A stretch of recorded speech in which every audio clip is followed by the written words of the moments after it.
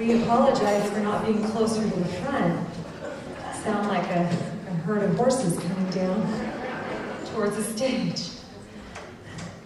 You know, I was in Fort Worth and some cowboys were backstage swapping stories as Patrick was talking about your wonderful community congregation. I was reminded about an old cowboy they were talking about. This is a true story. This old cowboy had never gone to church. And finally they convinced him to go because they said, down in the basement, the women prepare a meal. And so after the services, then we go down and we eat. So that cowboy came and he said, he sat, and listened and listened. And he thought, oh good, we're done. But there was another service. So he sat and he listened, and finally, after all those good smells wafting upstairs, the service ended, and he walked downstairs and he noticed pictures of young men against the walls, and the ladies were so proud, they said, these are pictures of all of our young men who died in the service. And he said, was that the first or the second service?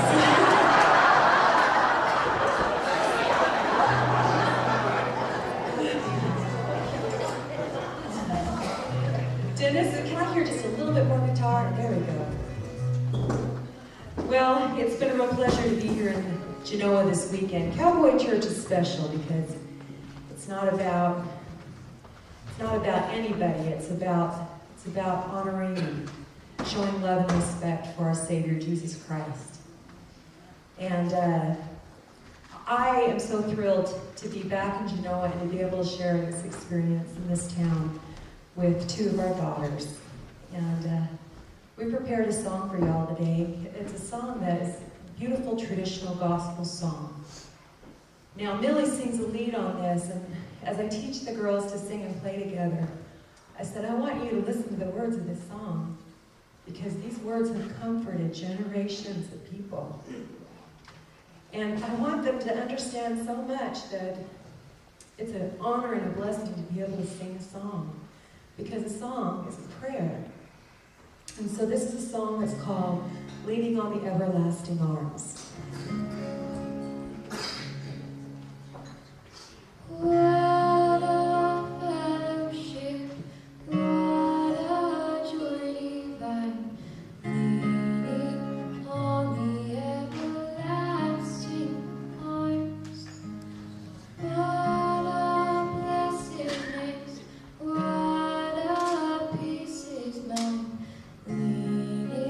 on the everlasting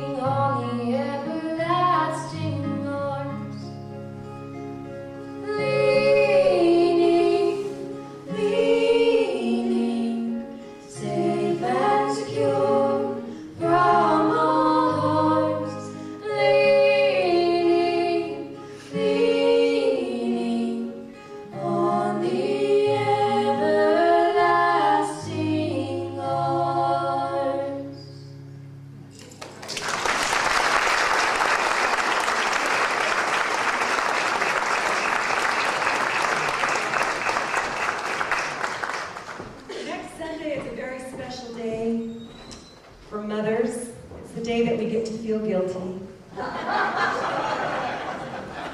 It's the day they have poems and songs about how wonderful mothers are, and we know in our hearts that we're really not that great. I remember as a young mother, you can imagine, pretty busy. At one point we had 3 children in diapers.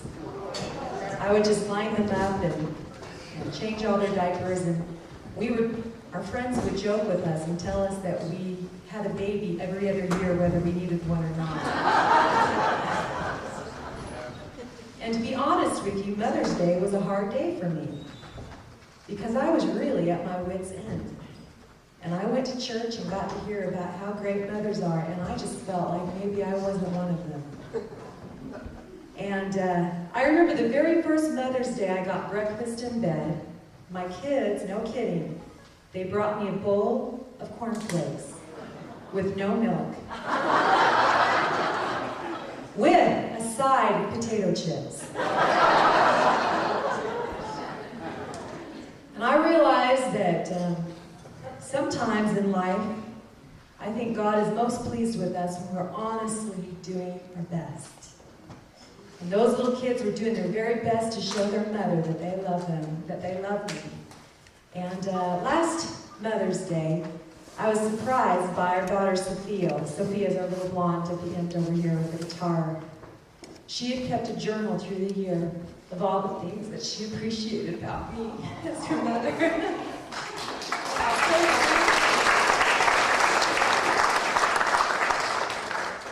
All through the year. If I had known that, I would have been nicer to her.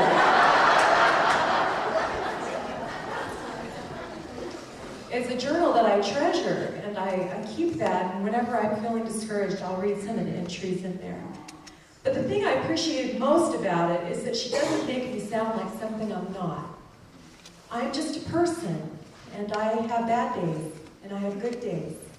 But one thing about life that I think is so important is that every day we're trying, every day we're turning to the Savior and turning to Him to make up that difference and leaning on His grace in our lives. This, I know I've talked a lot. Maybe I only have time for one song now. But I do hope that for Mother's Day next week, more than anything else, if you could just remember the cornflakes and potato chips, and also writing down, in writing, something that you appreciate about your mom. That means more to us than anything else, am I right? Here we go. Trying to express my love to my children, I wrote a song called The Golden Thread. It was an interesting experience in songwriting. I wanted so badly to tell those kids that are in their 20s of ours that even though I really feel like killing them sometimes, I love them. And so I thought, how do I tell this in a song? And the image came to me of a golden thread leading from my heart to theirs. And so I ran home and I wrote down the words to this song. Now, mind you, I'm writing this song with me trying to express my love to a grown child. And I got to a part of the song that says, "There is no place you can fall from my grace." And I realized that this was a song that God was trying to sing to me. That God teaches us about His love by giving us opportunities to be a parent, to be imperfect, to try, and to know what it feels like to have your heart stretched with love. And oh my goodness, now I'm going to try and sing.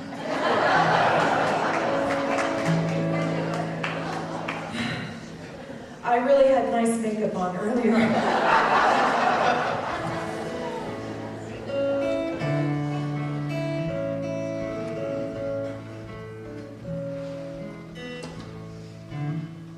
There is a bright golden thread, never dim, never broken, that leads from your heart to mine.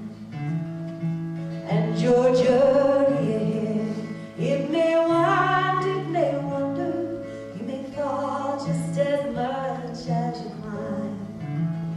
There is a bad wind blowing in that great out there.